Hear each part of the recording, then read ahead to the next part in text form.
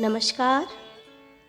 आज हम सुनेंगे एक अत्यंत ही मार्मिक कहानी जिसका शीर्षक है माँ पर इतना पैसा खर्च करने की क्या ज़रूरत है।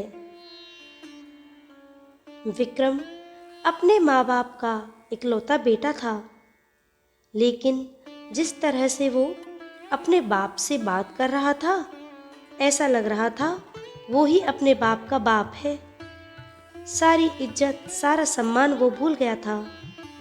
उसको कोई रिश्ता याद नहीं था, याद था तो बस पैसा। विक्रम अपने पापा से गुस्से में कह रहा था, पापा आप ऐसा कैसे कर सकते हैं? क्या कोई बाप अपने बेटे के ऊपर केस करता है? एक बाप अपने बेटे के लिए जो करता है वह उसका फर्ज होता है। मैं भी तो अपने बेटे को पढ़ा रहा हूँ, उसका खर्चा चला रहा हूँ। इसका मतलब क्या मैं अपने बेटे के ऊपर केस कर दूँगा? पापा आपने यह सही नहीं किया। ये समाज क्या कहेगा? सब मुझ पर और आप पर थू थू करेंगे। विक्रम अपने पापा पर चिल्लाए जा रहा था, उनको बुरा भला कह रहा था। रविकांत जी, जो विक्रम के पिताजी थे, रविकांत जी पहले तो काफ़ी देर तक चुप रहे। उसके बाद अपने बेटे से कहा, सही कह रहे हो बेटा, थू थू तो ज़रूर करेंगे, लेकिन मुझ पर नहीं, तुम पर। कि यह कैसा बेटा है कि अपने माँ बाप का नहीं हुआ। एक बाप अपने बेटे के ऊपर भरण पोषण के लिए केस करता है। सुनो बेटा, एक बाप तो शायद तुम्हें माफ़ भी कर दे, लेकिन तुम भूल गए हो कि मैं किसी का पति भी हूँ, और एक पति अपनी अर्धांगिनी के लिए कुछ भी कर सकता है। जिस माँ बाप ने अपने पूरे जीवन की कमाई तुम्हें पढ़ाने लिखाने में लगा दी, उसके इलाज के लिए तुम्हारे पास पैसे भी नहीं हैं। तुम्हें बता दूँ कि तुम्हारे पैदा होने से पहले तुम्हारी माँ मेरे साथ ही स्कूल में शिक्षक थी, लेकिन तुम जब पैदा हुए उसने अपनी नौकरी से रिज़ाइन कर दिया। अगर नौकरी करूँगी तो मेरे बेटे को कौन देखेगा? उसने अपनी नौकरी को प्रमुखता नहीं दी, बल्कि तुमको प्रमुखता दी। वह बोली, पैसा सब कुछ नहीं होता। तुम्हारे लिए उसने अपनी नौकरी तक ठुकरा दी। लेकिन आज जब तुम्हारी माँ को इतनी भयानक बीमारी हुई है और हमें उसके इलाज के पैसे के लिए ज़रूरत है, तो तुमने अपनी माँ के लिए क्या किया? तुमने यह कहकर अपना पल्ला झाड़ लिया कि सब कुछ हमारे हाथों में नहीं होता।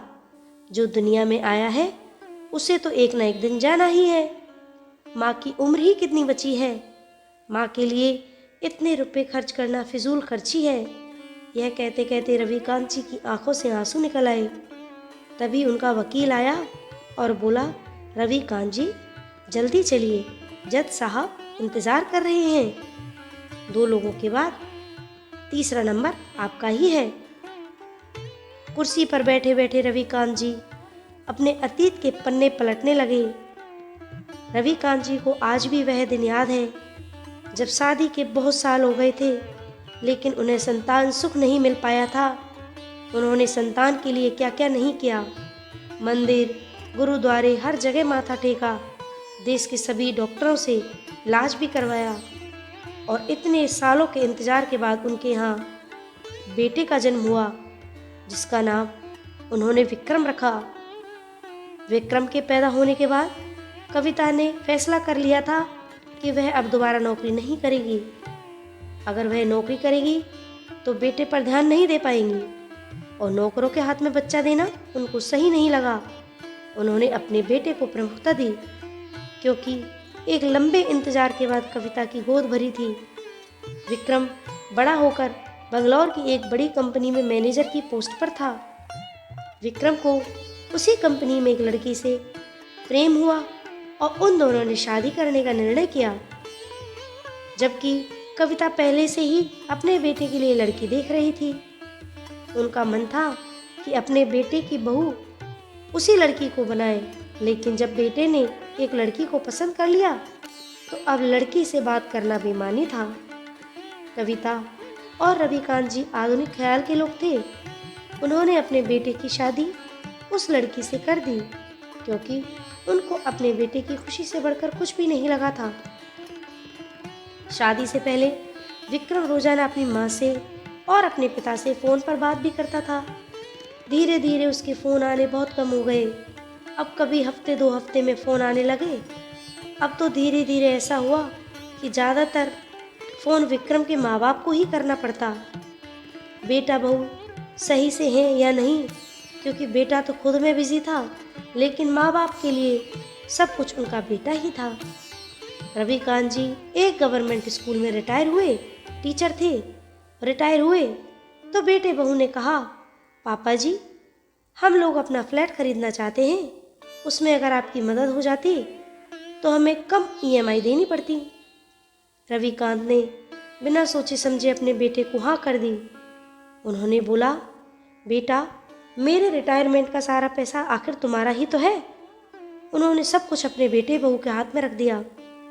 उनको लगा उनके और उनकी पत्नी के लिए बेटा ही तो है। बैंक में पैसा रखने से अच्छा है उनके बेटे के काम आ जाए। कुछ महीनों के बाद से कविता लगातार बीमार रहने लगी। जब जांच कराई तो पता चला कि उनको ट्यूमर है। उन्हें बड़े अस्पताल में जाकर इलाज कराना होगा। वहाँ का खर्चा भी अच्छा खासा आएगा। लेकिन अब रविकांत जी के पास इतने पैसे नहीं थे, क्योंकि रिटायरमेंट के जो भी पैसे थे वो अपने बेटे को घर खरीदने के लिए दे चुके थे। जो पेंशन आती वो हर महीने खर्च हो जाती थी, क्योंकि बेटा तो माँ बाप को पूछता भी नहीं था और कभी एक आना भी उनकी मदद नहीं करता था। फिर भी हिम्मत करके उन्होंने बेटे से इससे संबंधित बात की तो बेटे ने साफ इनकार कर दिया। बोला, हमारे पास इतने पैसे कहाँ से आए? जो भी हमारे पास पैसे हैं वह सब हमने घर में लगा दिए। और हद तो तब हो गई जब उसने कहा कि मम्मी के इलाज के लिए इतने पैसे खर्च करना मुझे सही नहीं लगता। अपने बेटे के मुंह से यह बात सुनकर रविकांत जी को बहुत गहरा सदमा लगा। उन्होंने कभी उम्मीद भी नहीं की थी कि उनका बेटा अपनी माँ के बारे में ऐसी सोच रखता है। वे मन ही मन सोच रहे थे कि कविता को जब यह पता चलेगा जिस बेटे के लिए उसने क्या क्या किया, उसने अपनी नौकरी तक छोड़ दी, वही बेटा आज उसके इलाज के लिए एक फूटी कौड़ी तक नहीं देना चाहता। यहाँ तक कि उसको अपनी माँ का इलाज कराना भी बेवकूफ़ी लगता है। रविकांत जी बैंक से लोन ले गए, लेकिन लोन भी नहीं मिल पाया।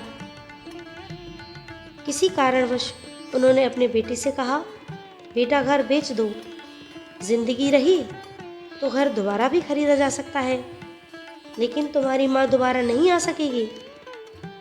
बेटे और बहू ने घर बेचने से साफ इनकार कर दिया। अब रविकांत जी के पास कोई रास्ता नहीं बचा था। आखिर में उन्होंने कानूनी रास्ता अपनाया और अपने बेटे बहू के खिलाफ केस दर्ज कर दिया। उन्होंने अपने बेटे और बहू को रिटायरमेंट के सारे पैसे दिए हैं। अब उन्हें वह पैसा ब्याज सहित वापस चाहिए। तभी एडवोकेट जी ने रविकांत जी की पीठ पर हाथ रखकर बोला, आपका नंबर आ गया है। जज साहब ने रविकांत जी और उनके बेटे का मुकदमा सुना। पहली बार कोई ऐसा मुकदमा आया है जिस पर एक बाप ने अपने बेटे के खिलाफ इसलिए मुकदमा दायर किया कि बेटा को पढ़ाने लिखाने के बाद वह अपने माँ बाप के काम नहीं आया। और बता दें, आज का यह फैसला जजमेंटल होने वाला था। आगे आने वाली पीढ़ियों के लिए सीख बनेगी। जब बेटा छोटा होता है तो हम उसकी कितनी देखभाल करते हैं, उसकी हिफाजत करते हैं, जो भी हमारी हैसियत होती है, और हैसियत से अधिक भी हम उनके पालन पोषण में अपना सारा पैसा और जीवन खपा देते हैं। इसलिए बेटों की भी यह जिम्मेदारी बनती है कि वे अपने माँ बाप का ध्यान रखें। ऐसे बेटे को शर्म आनी चाहिए जो वक्त आने पर अपने माँ बाप का साथ न दे। बेटे के नाम पर ऐसा बेटा एक कलंक होता है। विक्रम यह सुनकर पानी पानी हो गया। जज साहब ने कुछ गलत तो नहीं कहा।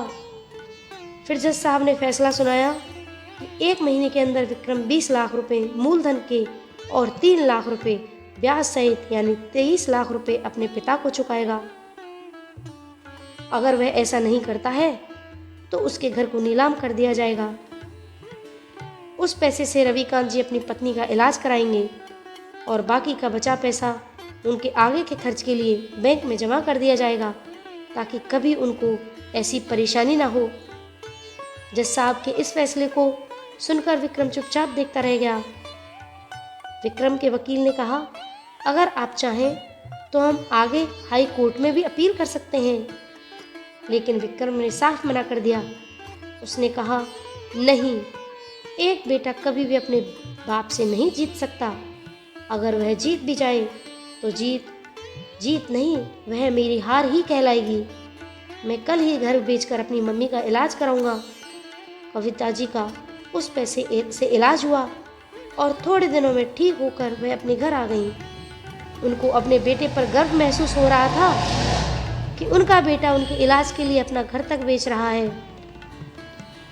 मेरा बेटा अपनी माँ से कितना प्यार करता है। वह यह समझकर ही अपने बेटे को आशीर्वाद दे रही थी कि भगवान सबको विक्रम जैसा ही बेटा दे। रविकांत जी वहाँ खड़े खड़े सोच रहे थे, जिस दिन कविता को अपने बेटे के कुकृत्य का पता चलेगा उस दिन कहेगी कि भगवान ऐसा बेटा कभी किसी को ना दे। लेकिन मैं कविता को दोबारा से मारना नहीं चाहता, इसलिए मैं उसको यह बात कभी भी नहीं बताऊंगा। विक्रम भी अपने पिता से नज़रें नहीं मिला पा रहा था। उसे डर था कहीं पिताजी उसकी माँ को सारी बातें ना बता दें। विक्रम अपने पापा के पैरों में गिर पड़ा और बोला, पिताजी, यह बात माँ को मत बताना। एक बेटे के लिए हमेशा हमेशा एक माँ का दिल टूट जाएगा। रविकांत जी ने तो कुछ नहीं कहा, लेकिन मौन रहकर यह जता दिया कि जाओ, मैं तुम्हारी माँ से कुछ नहीं कहूँगा। उसके बाद से विक्रम अपने माँ बाप को अपने साथ ही रखने लगा। अब वो सही ढंग से अपने माँ बाप की सेवा भी करने लगा। उसने जो भी गलती की उसे उसका पछतावा था, लेकिन रविकांत जी ने अब उससे दिल से माफ़ कर दिया था और अपने बेटे बहू की हर तरह से मदद करने लगे। विक्रम की माँ अपने बेटे के इस सेवा भाव को देखकर फूली नहीं समा रही थी, और वहीं रविकांत अपने बेटे के सारे कुकृत्य को जानते हुए भी ऊपर से हंसता मुस्कुराता हुआ सभी के साथ खुशी खुशी रह रहा था। ये है हमारी आज की कहानी। ऐसी ही और कहानियों के लिए जुड़े रहें मेरे YouTube चैनल पर। धन्यवाद।